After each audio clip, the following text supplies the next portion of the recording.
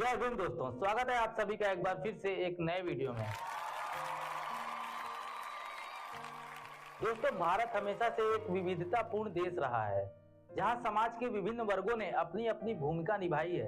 लेकिन अगर हम भारतीय संरचना की बात करें तो एक वर्ग ऐसा भी है जो हमेशा से उपेक्षित और भेदभाव का शिकार रहा है। यह है दलित वर्ग।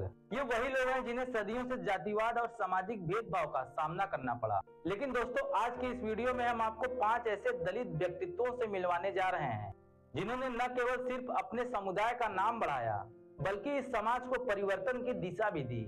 ये लोग अपने मेहनत, संघर्ष और संकल्प के माध्यम से अपनी पहचान बनाने में सफल रहे हैं। लेकिन दोस्तों, यह जानने से पहले अगर अभी तक आपने हमारे इस चैनल को सब्सक्राइब नहीं किया है तो जल्दी से सब्सक्राइब कर लें।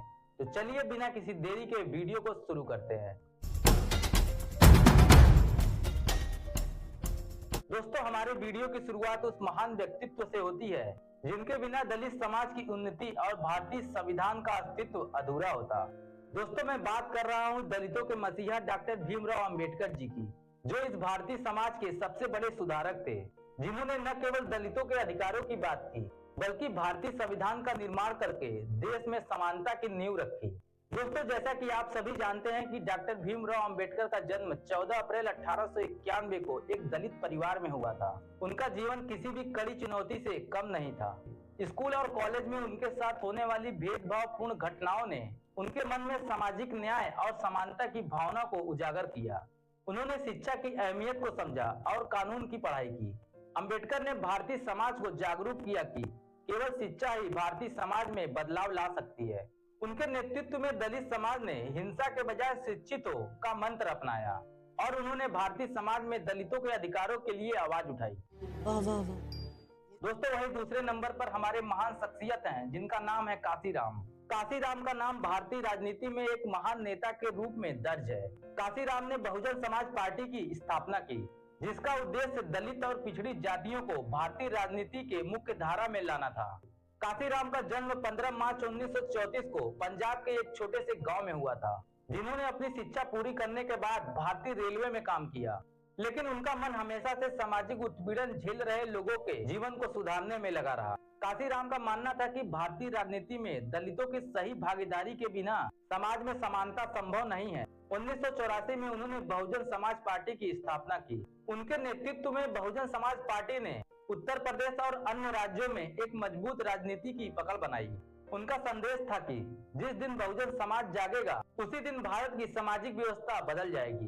बहुत सही बात, बहुत सही बात। दोस्तों, तीसरे नंबर पर जिनका नाम है वह है काशीराम की शिष्य और दलित राजनीति की एक और महत्वपूर्ण नेता है मायावती।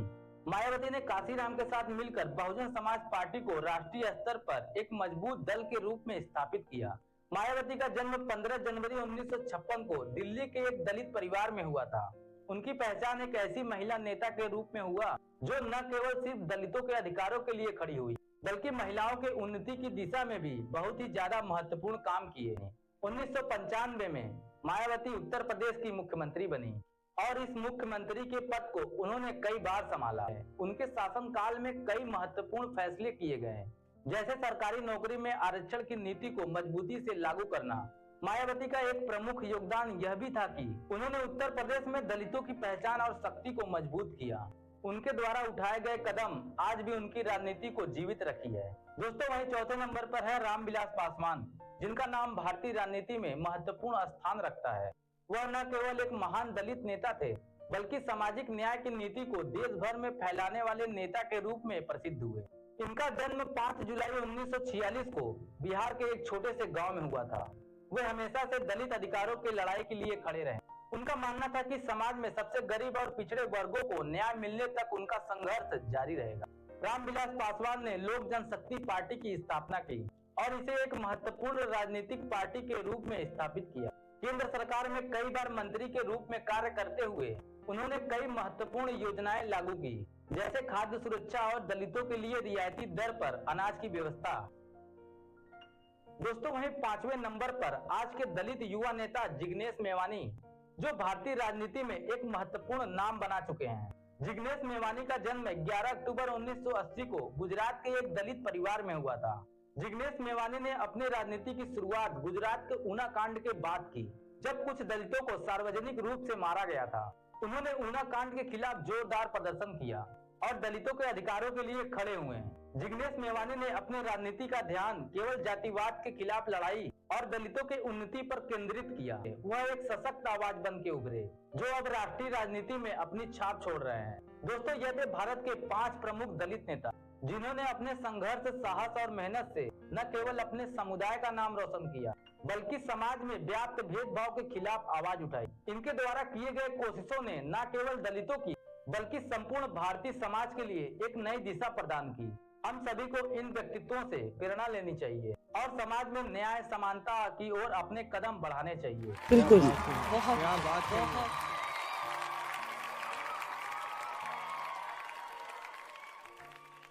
दोस्तों, अपने राय और सुझाव हमें जरूर बताएं। वीडियो अच्छा लगा हो तो वीडियो को लाइक करें, चैनल को सब्सक्राइब करना ना भूलें। दोस्तों, मिलते हैं अगले वीडियो में, तब तक के लिए जय भीम, जय भारत।